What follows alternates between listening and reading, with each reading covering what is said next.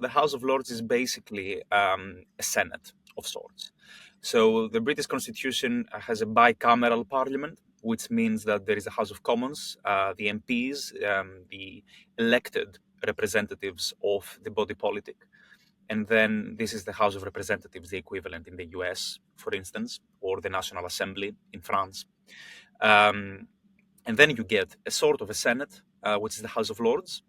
Now, the House of Commons is not because they are not lords and they are commons, they are commoners. It's that basically, since time immemorial, this goes back to the Anglo-Saxon times, it was the House of Communities. That's where the commons part comes from, because many people mix and think, oh, the commons and the lords. It's actually the lords and the communities. So the House of Lords, again, goes back into time immemorial, the ancient constitution, Britons, Anglo-Saxons, all of that.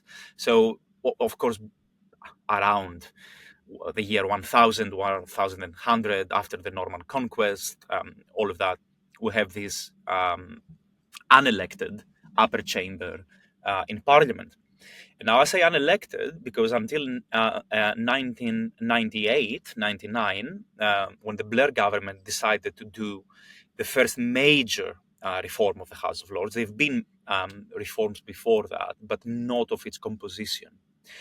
So the House of Lords was the dominant part of the British Parliament until the 18th century. If you go back in history, most British prime ministers, something that's unthinkable today, were actually ruling the country from the House of Lords. They were members of the House of Lords, and basically the House of Commons was reduced to a secondary capacity as basically validating the initiatives coming from the upper chamber. And that is why all the grandees, all the big families of the United Kingdom were basically represented in the House of Lords. The first significant prime minister not to be in the House of Lords is someone that may be familiar to your listeners, the William Pitt the Elder. And his son, of course, then went to be also prime minister, William Pitt the Younger, during the French Revolution and the Napoleonic era. Fast forward, 19th century, there is a mix of prime ministers, both from the Lords and the Commons. The Commons starts to gain in prominence. And then around the time of Lloyd George, so First World War, we have a very significant reform where basically, constitutional reform, the House of Commons takes precedence in importance, in function over the House of Lords. And basically, since then, we have the British Constitution as we know it today. Famously, Lloyd George was the one who said that I rather eliminate two dukes because they cost as much as two dreadnoughts and they don't do as much. He was the first, let's say, adversary of the landed aristocracy of the United Kingdom, and he significantly curtailed their powers in Parliament. Now, what happens today is that we had this reform of Tony Blair, and this is significant because Tony Blair and New Labour decided to change the composition of the House of Lords.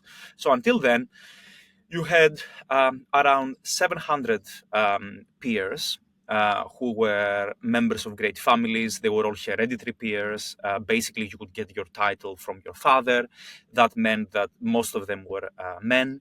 And then you had the second category of peers who were created peers. They were given a peerage by the government or by their party, but also it was a hereditary peerage as well. The last hereditary peerage to be created was before Tony Blair, because Tony Blair decided that, all right, I will abolish the hereditary peers, so I will just keep life peers, and I will make life peers in the sense that when you die, the title goes with you. Your son doesn't get anything. So Lord Griffiths and Lord Vesey, who I mentioned at the start of the podcast, I have bad news for their families, which probably already know. They're not going to get anything in terms of title, because the title will die with them. And that's how the life peerage works. Now, Tony Blair struck a deal with the Marquess of Salisbury, who was kind of the leader of the hereditary peers in the House of Lords back then. And they decided that they will keep 92 hereditary peers in the House of Lords, 92 representatives of the big families. And some of them are dukes, marquesses, earls, some barons. Then they decided, okay, how are we going to make this work? There are 92, so 9/10 of the members of the House of Lords in 99, including Lord Byron, who we'll talk about later, were removed in one stroke. They kept their titles, their noble titles, but they were not represented in the British Parliament anymore. So that is not to say that Britain abolished the aristocracy in the French fashion, but they kicked them out of Parliament. The Salisbury-Blair Convention, as it's sometimes called, meant that 92 hereditary peers survived the cut. And every time a peer dies, they have a by-election, which makes them the only, surprisingly, elected part of the unelected chamber that the House of Lords is. Now, how this by-election takes place is an electorate of the hereditary peers of the realm who vote for a representative.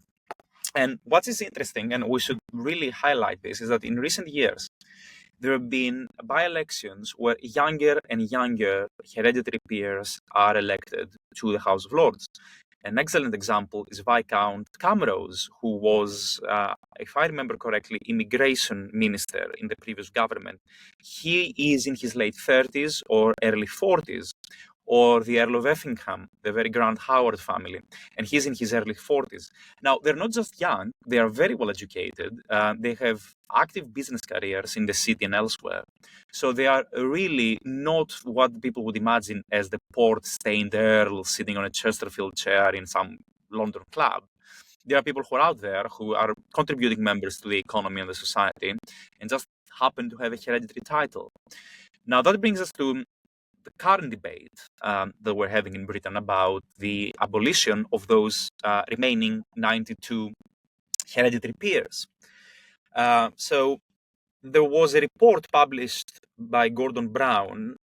He was commissioned to write a report by the current Prime Minister, Sir Keir Starmer, a couple of years ago. And the Brown report basically advised Labour to abolish the House of Lords. So when the Labour Party received this report, they decided that no, we're not going to abolish the House of Lords. That will be stupid. But we will try to reform it in some ways. Now, the House of Lords has been reformed so drastically and radically by Blair that there was little one could do. The only part that a Labour centre-left government could do to reform the House of Lords was to basically boot out the remaining 92 hereditary peers. Now, this was included in the Labour Party manifesto. The Labour Party is now in government, so everybody's expecting to see how this will go. And there are many guesses. Probably we will know soon. We don't really know yet. It's unofficial that either they will strike out those 92 hereditary members of the House of Lords immediately, which is difficult and rather complicated legally to happen, or they will just allow them to phase out, in the sense that every time one of them dies, there will not be a by-election to replace them. Now, that would take at least 40 years for the last hereditary peer to be removed. Another idea that is floating around in Westminster is that possibly some of them, the most active contributing members of those hereditary peers, could stay in the House of Lords with a life peerage. So basically, they will change status if they accept that.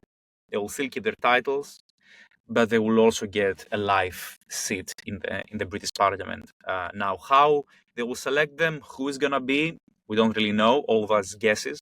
If you ask my personal opinion, I have a very clear personal opinion. I think that the hereditary peers should remain in the House of Lords. I think that the hereditary principle, which is embodied by those 92 hereditary peers, is very strong in the British Constitution. It runs all the way to the royal family and the monarchy. It is a mixed government. It is a constitutional monarchy. So, to me, it's absurd that you can do away with the hereditary principle without undermining philosophically the very foundations of the monarchy, of the royal family. So, I think they should stay for that reason, and I think they should also stay for very practical reasons.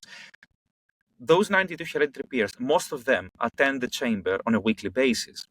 They're very active, they are experts in their fields, they contribute to debates, and sometimes they are just far more active than their life peers, peers. Because there are many people who get a title, and this is increasingly observed nowadays, and they never show up in the House of Lords, and they just use their title to make a fancy reservation at a restaurant or be addressed like that by their kids. But they don't really bother to contribute. And now, of course, given a peerage is an honor, but it's also a duty, and your duty is to contribute to what Parliament does. And to run full circle, what the House of Lords does is that it's a deliberative assembly. It checks the House of Commons, and of course, they can send bills back to the House of Commons. And it's happened recently many times. The Rwanda immigration bill was one case where this was happening. There was another case during Brexit. So it is an active prerogative exercised by the House of Lords. And of course, in the end, Parliament will enforce its will. So they can send it back 2 times, stall it, create some political tension, change, amend. But eventually there is the Act of Parliament that House of Commons is elected body of the representatives of the people, so they will enforce their will. But it's a nuanced process. It's a beneficial process. The peers really do enhance work, because every time a bill comes from the House of Commons, it's a mess. It's a wording mess, it's a legislative mess, it's a legal mess. And what these peers do is go clause by clause in select committees and committees of the full House and basically polish, tidy up, amend the bill that comes from the House of Commons. And all of that they do without a salary. They get a compensation, daily compensation, if they show up, but they don't have a salary. They don't cost the public that much for the work they're doing. I think a cost-benefit analysis would unveil that they're actually worth it. So for all those reasons, I think that the House of Lords is very important at what it does. And I just don't say that because I work there, but I really think that it's important what it does. And I think the hereditary peers are also important at what they do. Now, of course, the chances are that one way or the other, this will phase out and it will change, but necessarily change is not always towards the right direction. Do you feel, from a constitutional and historical point of view, that the House of Lords still retains its value and virtue after the Blair reform? I think it retains its value, because I will not say that the life peers are not worth it. They're very worth it, most of them. Again, few rotten apples in a basket doesn't make the whole basket bad. And of course, there have been cases recently, especially in the last 10 years, where there have been people elevated to the House of Lords that by any moral or political or conventional wisdom, they shouldn't be there. But these are the minority. And the life peers are usually from very diverse backgrounds. If someone looks at the composition of the House of Lords, I would dare say that it's more diverse than the House of Commons in terms of faith, race, gender, sexual orientation, business background, educational background. It is if you work in the House of Lords, if you walk around the bars, the restaurants, again, you will not find this archetype of the Spectator cartoon, the old earl who can't barely move and he's a throwback, a relic. There are all sorts of people that you would meet in your everyday life in London. So I think this contributes to a variety of perspectives that is very useful in the legislative process, because again, it is a legislative body. It is part of the British Parliament. So I think that before 99, there were many members of the aristocracy who kept a seat in the House of Lords, like the life peers. Some of those, they never showed up. Some of them were just there by virtue of being the son of a great family, but that doesn't necessarily make them a very nuanced legislator. So I think that there was some kind of reform.